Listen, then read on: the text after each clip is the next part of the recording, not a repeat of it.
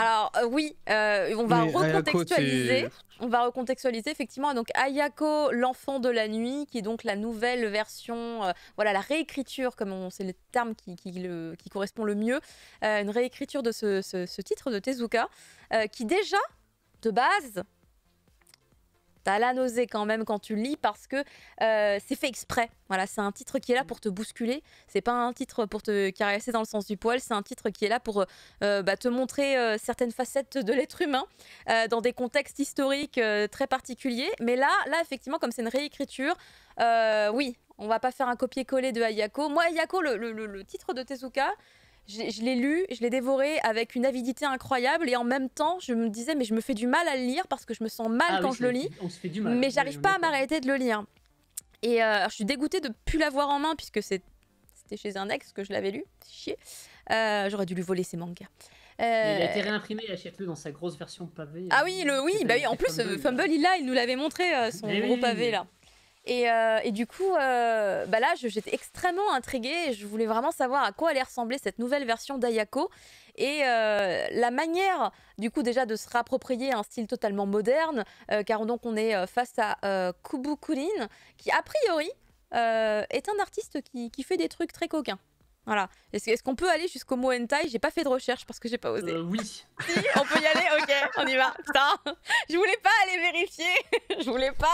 Mais ok, bon, d'accord. Il me semble que oui. Hein. En tout cas, ce qui est sûr, c'est qu'il a une maîtrise de la corpulence féminine, avec les mouvements plus ou moins flasques des corps également. Et je vois les bras. On va vérifier la théorie. Et à cause de vous, j'ai 10 onglets de plus d'ouvert sur mon navigateur.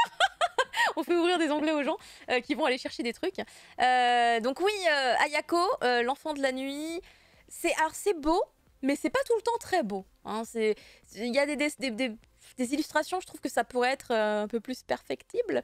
Surtout, vraiment, les expressions du visage, où des fois, c'est vraiment figé. Autant les filles, ça va, ils gèrent. Vraiment, il a une bonne gérance. Mais certains personnages masculins, je crois que j'ai pas gardé en plus les illustrations de ces personnages-là. Si vous voyez, il y en a un peu là, un personnage un petit peu âgé. Enfin, un petit peu âgé, genre il a pas 20 ans quoi. Il en a un peu plus, peut-être. Allez, 40. On va dire 40. Et lui, il est pas vraiment, il est zéro réussi sur quasiment tous les autres plans. Je trouve qu'il est très bizarre quand il essaye d'être fâché parce que y a le père de famille qui est donc un des pires personnages qui existent dans cette histoire. Lui, pareil, il est bizarre dans sa conception. Après, j'ai beaucoup de mal avec le style, hein, je vais pas mentir. C'est bizarre. Je vous dis. On dirait que les yeux ils derpent tout le temps en fait. Ouais, c'est très bizarre. Ça fait penser à ce que fait Boichi sur Dr Stone. Il sait pas dessiner les yeux et du coup ça fait des trucs. Alors on n'est pas à ce stade-là quand même, je trouve. Mais je trouve que Boichi réussit mieux quand même le truc que ce que je vois là quand même. Je trouve. Enfin après c'est. Je connais pas cet artiste, hein. J'ai jamais lu d'autres titres de cet artiste-là, hein, je vous le précise. Mais alors pour le coup, déjà on va repasser dans son contexte cette histoire-là qui est donc totalement différente puisque ça se passe de nos jours, hein, dans notre réalité contemporaine. Et là en fait du coup le fils qui dans l'original, dans la version originale revenait de la guerre et donc avait pas vu sa famille depuis des années, il fait oh là là qu'est-ce qui s'est passé et tout. En fait là lui il revient pas du tout de la guerre, mais il va retourner effectivement dans son petit cocon familial qu'en fait il avait vraiment eu envie de quitter et il a eu raison. Mais en fait le mec c'est devenu une espèce de mafieux, il travaille un peu avec des trucs qui ont l'air d'être des yakuza, c'est pas très dit non plus, mais ça a l'air totalement mafieux. Et en fait il rend des petits services, il va aller tabasser des gens, des trucs comme ça, il se fait de la maille, il se fait de la bonne maille et du coup à un moment donné il y a un deal qui lui fait repartir dans sa ville natale. Mais alors attention, sa ville natale, en fait, son père, c'est le roi, en fait. Hein. Et genre, il a tous les territoires, lui appartiennent. Oui, nous, les Tengues, en fait, on a de cette montagne-là à cette montagne-là. Donc, en fait, son père a un pouvoir incroyable sur une grande partie des habitants à cet endroit-là. Et du coup, lui, quand il revient...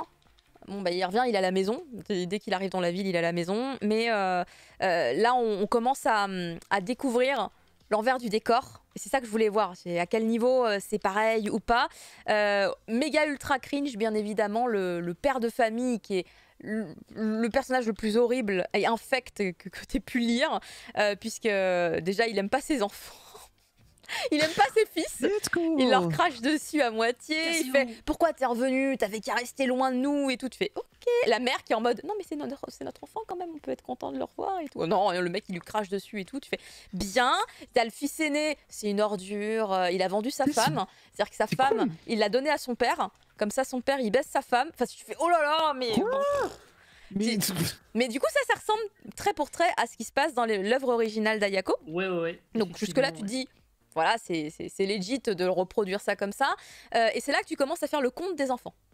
Parce qu'en fait, du coup, le père de famille couche un peu avec tout le monde, quoi. Tu vois, tu fais ah ouais. En fait, je me souvenais plus trop des détails. Je savais qu'effectivement Ayako était un enfant issu d'une liaison qui n'était évidemment pas la mère de famille. C'est le daron dans Mushoku Tensei, ça y est. Putain. Alors ouais, mais alors celui-là il est vraiment pire. Vraiment celui-là il est pire parce que déjà non mais il y a des scènes elles sont t'es pas bien quand tu les lis parce qu'en plus il va dans le détail l'artiste là, tu vois, quand il fait une scène où il se passe des trucs entre le père. La Corée du Nord et de l'Alabama. Non vraiment faut te préparer quand même un peu psychologiquement parce que même si t'as un dessin qui d'une certaine manière a un tracé plutôt propre, l'histoire elle est vraiment moins propre parce que du coup t'as le fils aîné. T'as le deuxième fils, t'as une fille qui elle vit sa vie, hein. Elle a compris que sa famille c'était de la merde, donc elle essaye de se barrer un peu partout, mais elle est rattachée à la maison familiale.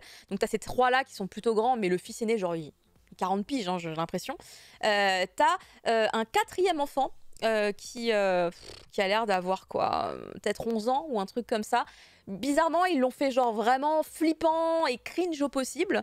Genre, c'est un gamin de 11 ans. C'est le héros de Mushoku Tensei, tu vois, qui bave sur les culottes. Il fait ça tout le temps, celui-là.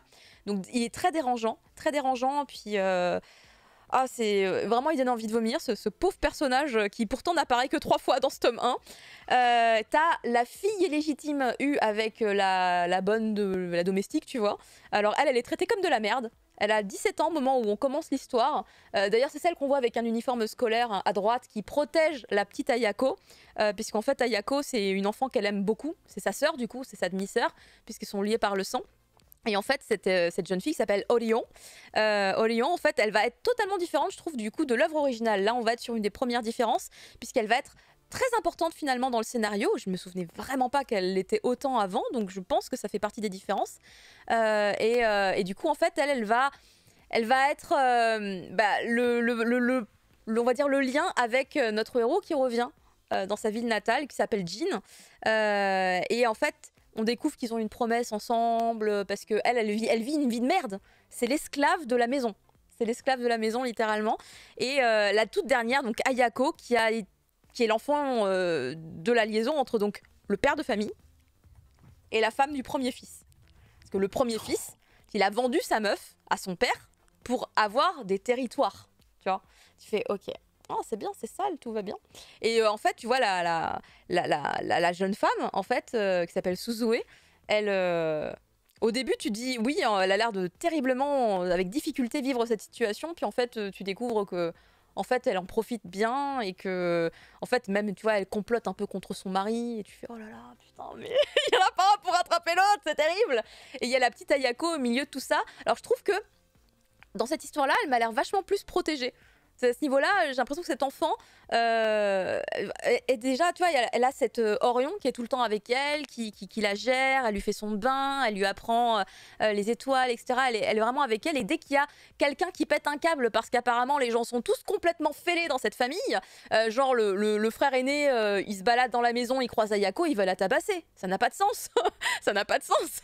Du coup, Orion, elle débarque, elle la protège et tout. Celle qui se prend l'écho à la place. Mais pareil, Suzue, la femme du premier frère, qui donc est la mère biologique d'Ayako, pareil, elle voit Ayako dans la maison, elle la tabasse. Tu fais attendez, putain, c'est dur.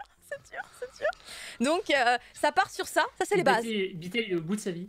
Moi depuis 20 minutes je suis en mode, mais donc là vraiment l'émission elle va s'arrêter là-dessus là, genre c'est. Mais c'est le but de l'histoire, c'est que ce soit dérangeant et ça marche bien à ce niveau-là, je dois bien le reconnaître. Ah, ça marche très bien. Ouais. Surtout que, évidemment, comme ils travaillent dans un truc un peu mafieux, en fait, là, on va pas du tout être sur des trucs... en fait, on parlait beaucoup de la guerre avant, dans le premier Ayako. Et là, dans celui-là, du coup, tous les complots et tout, ça va être autour d'un truc tellement cliché, j'ai envie de dire. C'est par rapport à une histoire de, oui, on veut faire une route ici, alors du coup, il y a des manipulations, le gouvernement, la région qui dit, oui, non, mais en fait, il faut faire ceci, cela, pour faire baisser les tarifs des terrains, etc., etc. Ils vont manipuler les gens.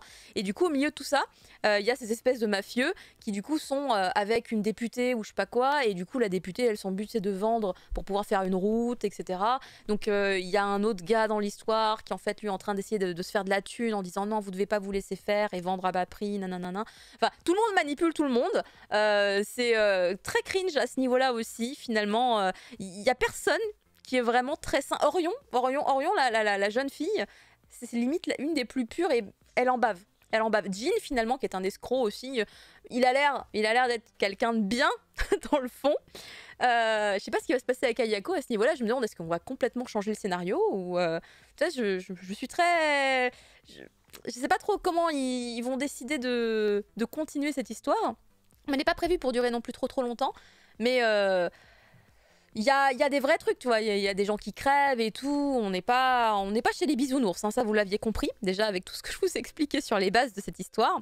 Mais le dessin est pas forcément là pour améliorer le tout, quoi. Moi, je pensais que ça allait apporter une plus-value incroyable, parce que en plus, vraiment pas, on est sur une histoire qui va mêler beaucoup d'érotisme. Mine de rien, c'était un des trucs qui m'avait beaucoup choqué à la lecture du titre original, c'est que j'étais là genre attendez, mais c'est Tezuka, mais les gens couchent tout le temps ensemble et puis c'est totalement immoral et puis etc.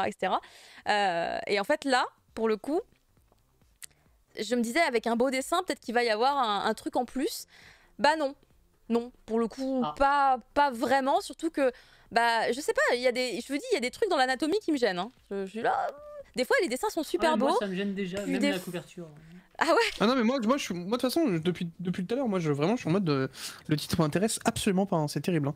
C'est limite je préfère lire le vrai Ayako en fait, tu vois, c'est Ayako le premier c'est un chef-d'œuvre. Hein, c'est autant lire l'original que lire celui-là, alors que le trait est je trouve beaucoup moins bon en fait que par contre tu peux lire Search and Destroy.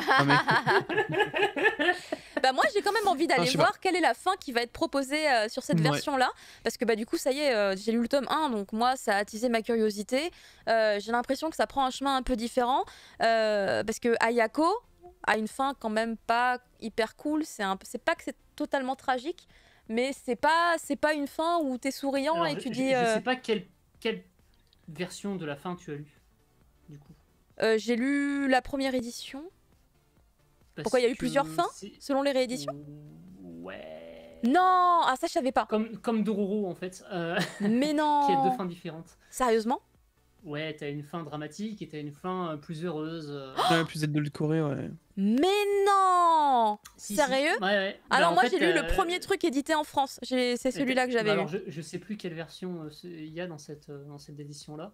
Mais effectivement, t'as une version où ça termine pas de manière aussi...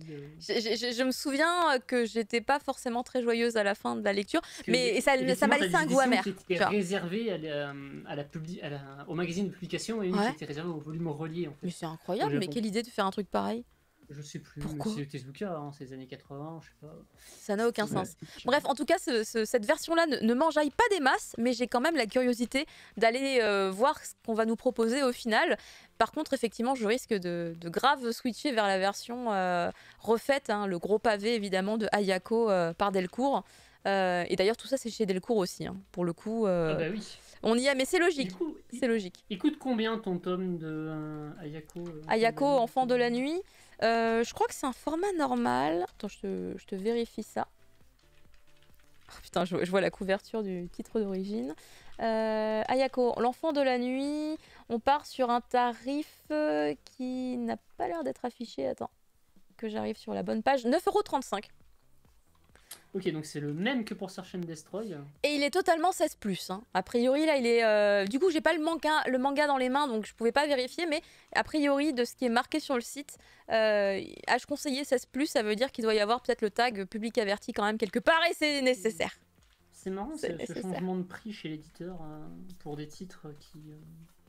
Après, il est peut-être un peu plus long en termes de pages aussi. Je me suis posé la question tout à l'heure. En tout cas, il est prévu en 3 tomes, donc il reprend, je pense, quand même une bonne partie du scénario d'origine, puisqu'à la base, il y avait 3 volumes également pour Ayako. 3 ou 4. Il y a marqué 3 là où je suis. Et c'est le truc d'origine. C'est la première édition. Mais effectivement, il y en a eu plusieurs. Moi, je connaissais la toute première en 3 volumes. Hein. C'est ça que mon ex, il avait. Oui, celle qui était en couleur crade, là. Je crois que ça doit être ça. Doit être ça. C'est celle avec les couves violettes, vertes. C'est ça. Ouais, c'est ça que j'avais eu dans les mains à l'époque, effectivement. Et Dororo, c'était le même style. Et effectivement, c'est totalement ça. Et du coup, de revoir justement la cover, je réalise qu'il y a quand même des différences du genre. Là, un des points importants dans l'histoire, ça va être de reconnaître les personnages grâce à leur grain de beauté. Et du coup, je me suis dit, attends, mais... c'est kink. Comment ? De quoi ? C'est un kink ? Non, chacun c'est kink. Oui, au Japon, ça doit être un kink. Hein. Ah oui, ça doit en être un, oui. Parce que genre, par exemple, comment il s'appelle le héros, lui il a un grain de beauté sur le bide ou un truc dans le coin du bide là, et Ayako elle a un grain de beauté ici, et la jeune Orion elle a un grain de beauté encore voilà au-dessus du sein gauche ou droit, je sais plus. Moi, et du coup en fait le daron à Paul, on va découvrir qu'en fait il a des grains de beauté exactement aux endroits où les autres gamins ont eu. Et en fait, si tu les assembles tous en même temps, ça fait une carte du père. Alors, t'es pas loin de la réalité, parce qu'en fait, en gros, Orion, elle a plusieurs grains de beauté. Ayako, elle a plusieurs grains de beauté, et du coup, elle en partage en commun au niveau des emplacements avec, du coup, ses demi-frères et demi-sœurs, puisque du coup, tous ces personnages sont liés par le sang. Et c'est à ce niveau-là que ça va aussi être vachement cringe, normalement, par la suite. Carte vers le One Piece. Carte vers le One Piece. Oui, c'était ça qui leur manquait. Hein. Tu m'étonnes qu'ils n'arrivaient pas à trouver. Il fallait partir un peu plus loin. C'est beaucoup plus facile, c'est beaucoup plus dur que les log poses et tous les trucs, les poneglyphes, franchement. Mais du coup, l'édition perfecte de Ayako qui est sortie chez Delcourt, c'était apparemment en 2018. Je sais pas s'il y en a pas eu. Il y en a pas eu une autre avant ? Enfin après ? Il y a que celle-là ? En tout cas, elle fait 700 pages et elle coûte 30 boules. Sinon, je vois qu'il y a une autre intégrale. Ouais, non, mais ça doit être ça. Ça doit être l'édition perfecte la plus récente. Ouais, c'est ça. Sortie en 2018. Ouais, bon, bah écoute, va falloir que j'investisse dedans parce que j'ai absolument besoin de relire le titre original. Ça va. Je pense qu'ils proposent les 2 versions peut-être dans cette édition. Je sais pas. Les 2 fins. Ah bah, ce serait bien. Ce serait bien parce que du coup c'est hyper perturbant de savoir qu'il y a plusieurs fins. J'étais pas du tout au courant. Parce que moi j'avais lu la fin tragique et puis après j'ai appris quoi ? Il y a une autre fin ? Et je vais vérifier si ma mémoire me joue des tours ou si effectivement c'était bien ça. Bah si t'as la réponse rapidement, sinon tu me le diras une prochaine fois et puis... Je reviens sur mon petit slide. Je crois que j'avais pas préparé d'autres slides. Hein. Ouais, voilà, c'était le seul. Parce que c'était déjà bien assez pour se rendre compte un petit peu du style graphique de cet artiste qui fait, je trouve, un beau dessin mais figé. Vous savez, c'est qu'en fait, t'as l'impression qu'il peut faire des belles illustrations d'un personnage debout et qui fait rien d'autre que d'être debout. Mais là, les personnages, dans leurs mouvements, des fois, ils ont des angles un peu chelous, etc. Et du coup, tout ce qui va être action, combat ou visage fâché, tu dis, oh là là, c'est bizarre. Vraiment, c'est bizarre. Qui disait assemble-toi avec tes enfants et tu trouveras un trésor, mais le papa l'a mal interprété. Mais quelle horreur! Qu'est-ce qu'il raconte sur le chat? Burk. Allô? Ouais, on est dans le choc. Je suis tout à fait d'accord. Je ne suis plus ici, je suis partie. Rare note optimiste d'Ayako, la fin alternative initialement éditée dans la revue Big Comic a été reconstituée ici comme un document qui sonne presque faux dans sa volonté d'imposer un happy end. Voilà. Moi je vais pas vous mytho, je suis désolé mais je dois absolument me lever demain, donc il va falloir que je vous laisse. Mais bien sûr, mais on arrive au bout. Bah oui, en fait, on était au bout. Bah écoute, c'est quoi? C'est l'occasion de... Après avoir mangé le fruit du dragon. Oui, bon, d'accord, ok. Alors, ça me charrie encore sur l'histoire du dragon. Du coup, concernant le cri du mochi, c'est fini. Merci beaucoup de nous avoir suivis. Je vous fais des petits rappels comme d'habitude, à savoir...